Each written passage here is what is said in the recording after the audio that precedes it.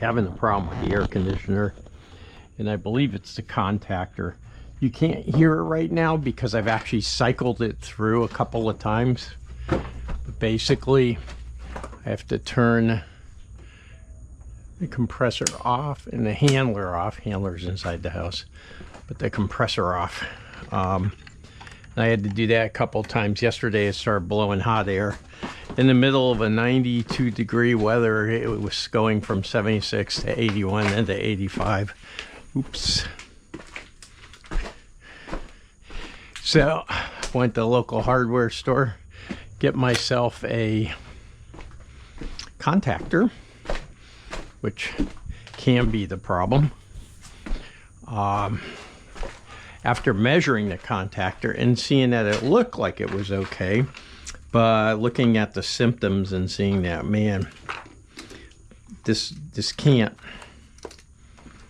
be good.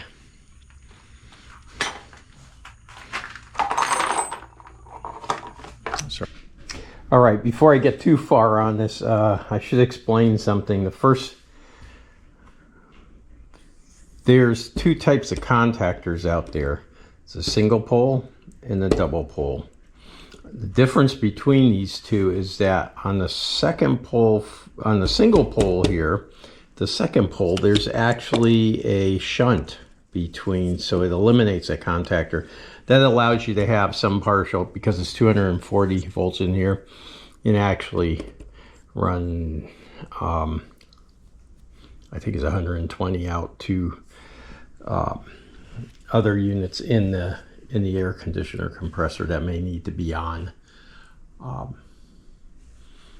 different times, or at the, when the air compressor's off, when the AC, I say air compressor, AC compressor's off.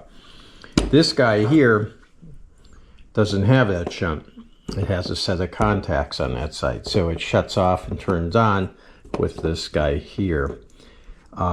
Saying all that, you can use this guy in that circuit and do a 1-for-1, and it should not affect most air conditioners.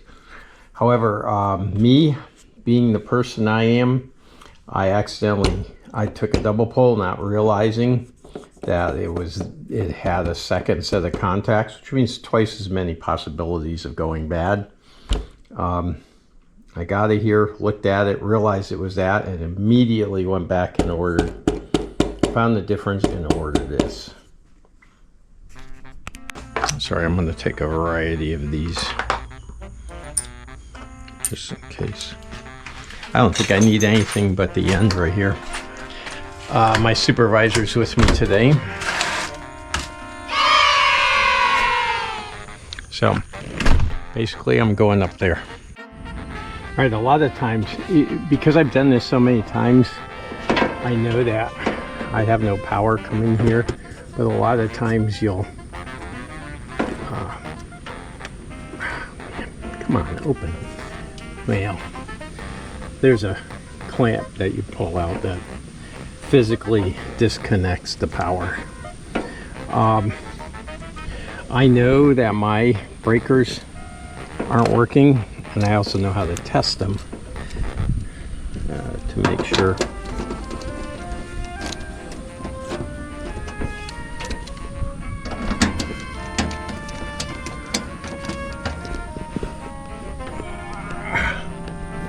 Sorry.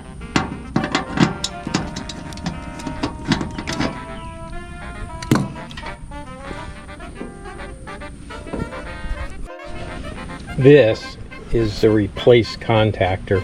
I've already replaced it, but I've gone up here to reshoot these because I used a hat camera thing and it did not work.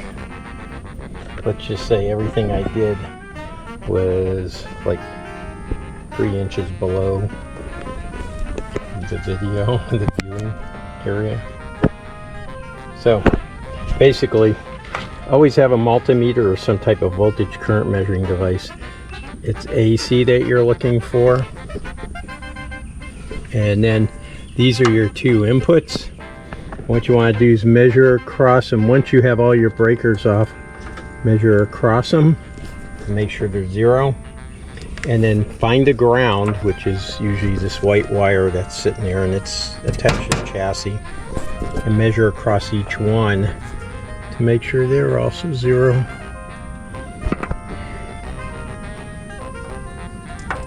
Okay, that way you've certified that you're not going to become part of the electrical circuit and then be a frybaby. Okay, so the idea is I just disconnected these 2 wires, detached the contactor itself, which is 2 screws, and then there's a tab underneath that you usually slide this under. And then side by side I swapped these cables, all the control cables.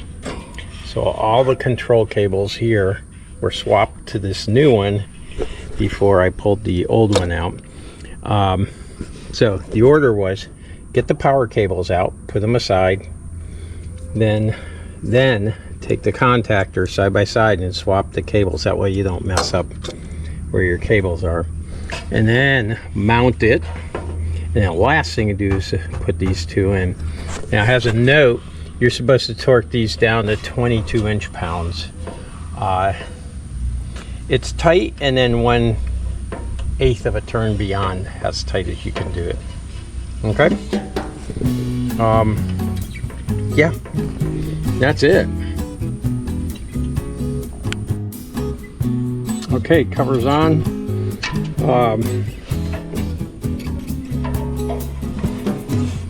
Pull everything out of here. Make sure you put that bar back in if you disconnected it on this side.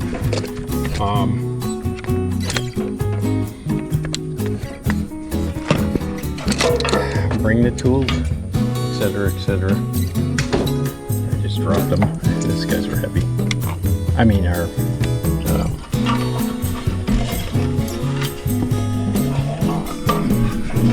they'll read it. They're well built. What's it add to a tool? All right, that's pretty much it. Yeah, don't forget to turn on your breakers, otherwise it's not going to work very well.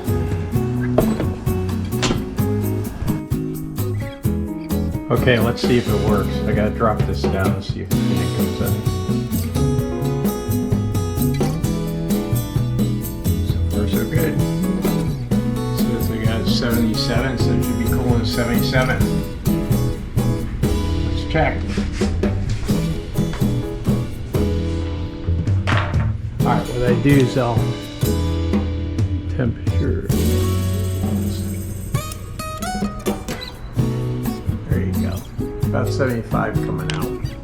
Just to remind you, this area here has not been finished yet from the hurricane. I just got them. My shoulders are so bad. It's going to take me a little bit. So that's a future video. Alright, I hope you enjoyed this, or I hope you got some information out of it.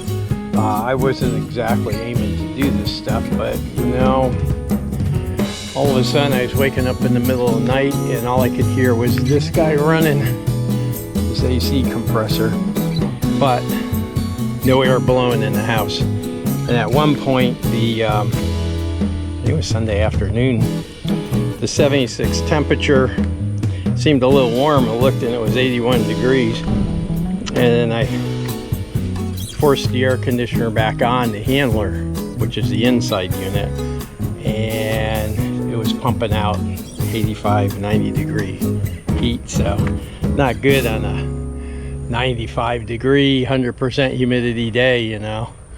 Anyhow, if you like this stuff, I do occasionally do some how-to videos. If you like this stuff, just go ahead and hit like, subscribe, comment if you think I did something wrong, or you saw something, or an easier way to do it, things like that. I'd like to use that too myself, if there's easier ways. And I hope you treat everybody with empathy and compassion, and I hope your day is the greatest day you've ever had, and tomorrow follows a similar fashion. It's Dave, and I am out.